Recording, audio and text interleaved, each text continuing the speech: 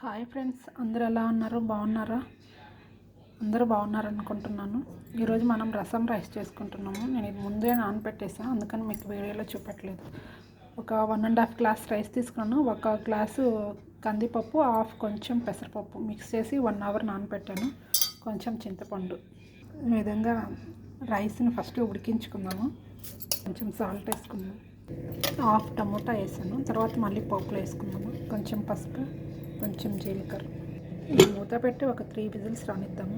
ఇది మనం రసం పౌడర్ తయారు చేసుకుందాం. రసం రైస్లోకి ఒక 3 ఎండుమిర్చి, కొంచెం ఒక హాఫ్ స్పూన్ కందిపప్పు, అర స్పూన్ పెప్పరు, కొంచెం జీలకర్ర, కొంచెం ధనియాలు, మిక్స్డ్ పోపు చేసి కుక్కర్ పెట్టాను. ఇది ఒక 3 విజిల్స్ వస్తుంది. తయారు చేసుకుందాం. పౌడర్ తయారు చేసుకుందాం.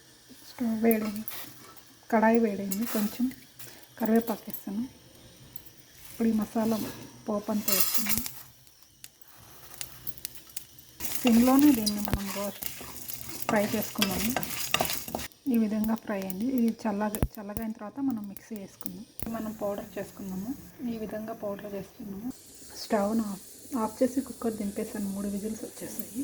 ఈ లోపల చింతపండు రసం కూడా తయారు చేసి పెట్టుకుందాం. రసం రైస్లో కాంబినేషన్గా అప్పడాలైనా బాగుంటాయి, వడియాలు బాగుంటాయి.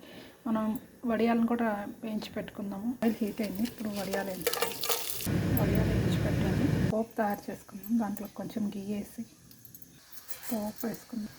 పోపు వేసి కొంచెం పసుపు, టమోటా, కొంచెం ఆనియన్, ఒక 2 పచ్చిమిర్చి వేసుకుంటాం. కరివేపాకు కూడా వేసుకుంటాం. చింతపండు రసం కూడా పౌడర్ ఒక 2 స్పూన్లు వేసుకుందాం. కొంచెం సాల్ట్. ఇది కొంచెం బాయిల్ అవ్వాలి. దగ్గర సాంబార్ పౌడర్ ఉంటే కొంచెం వేసుకుని నేను కొంచెం వేస్తున్నాను.